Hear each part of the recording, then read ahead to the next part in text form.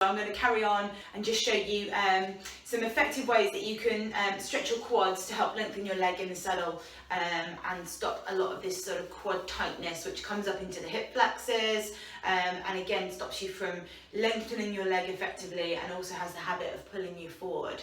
So quad stretch 1, you can do this standing up. I'm going to kind of turn around a bit and show you different angles, so bear with me.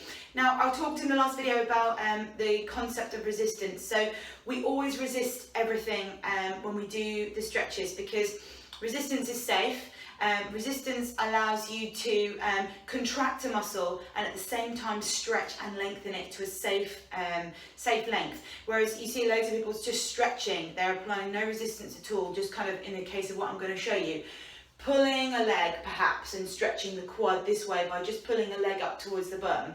But that's just stretching the quad and it's not actually protecting it, it's making the muscle long, making it weak. And it's not giving it any support. So by adding the resistance to the stretch, you allow the muscle to contract and only stretch as long as that muscle is able to stretch.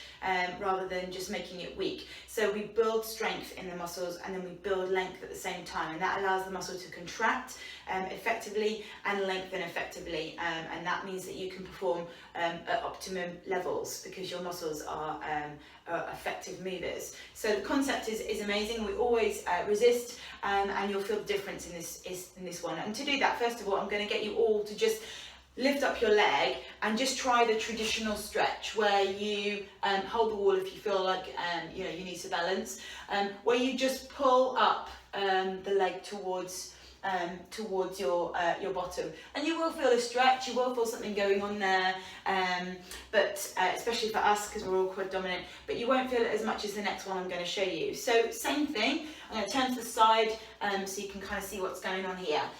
You're going to lift up, in my case it's my left leg, you're going to lift up your left leg and you're going to make sure that your knees are squeezing together. Okay, so we do want to make sure that we're not like this. So squeeze the legs together.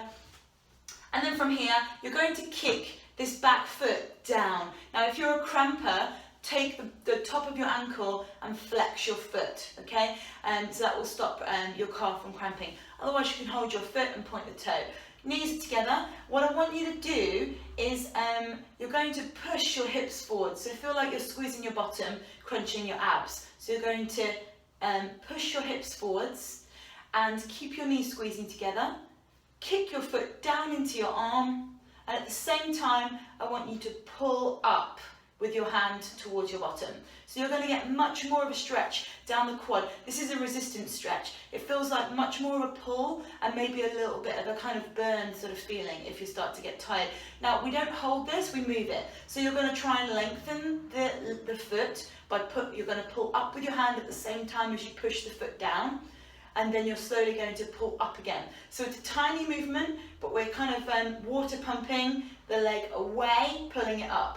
Resist down with the foot at all times, pull up with the hand at all times. It's just whether or not the foot wins or the hand wins. The hips stay facing forwards. You don't want to be doing this, but you want to keep your abs tight, crunch them up towards your chest, squeeze your bottom if you want any extra, feel like you're tucking your pelvis underneath as you pull up, relax. And as you stand down, you will feel the difference between the two legs. This one will be longer, yeah? It may even change in the hip. You may just lengthen down a little bit. Change sides, we're all one-sided, yeah? So we've always got one leg shorter than the other. We ride better to one way. We're going to do the same thing. And as you lift up this leg, you may feel that straight away you feel something more. This might be a tighter leg for you. So slowly, you're going to start by adding the resistance. Kick your foot down, okay? And then from here, at the same time, pull up gently with your hand as you kick your foot down. Once you've got that movement going, you can add the hips. So hips come forward, tummy is tight, knees are squeezing, and you're going to kick down with the foot, pull up with the hand. If you want to add any extra, think about tipping the pelvis underneath you, squeezing your bottom together, squeezing your butt cheeks, crunching your abs, and slowly. Watch the shoulders, make sure that they are, I'm turning to talk to you, but make sure they're straight, okay? So this one typically, the one that's holding the back hand will be further back. Push it forward so you square it up. It's going to intensify the stretch. You can do 5 of these and then release and come back down. And incidentally, you can do this in the saddle as well, so it's a great ridden exercise to warm up your legs and help lengthen them. So you would be doing the same pump feeling while you're sitting in the saddle, if your horse is okay with it, otherwise keep them static. You can be lengthening, pulling up, lengthening, pulling up, kicking that foot down, pulling it up, and then putting it back into the stirrup, and it's an amazing way to help warm up those legs. You will feel this down the quads, you will get it. If it comes into the knee, don't kick as hard, because that means you're using a lot of pressure, and you don't want to do that.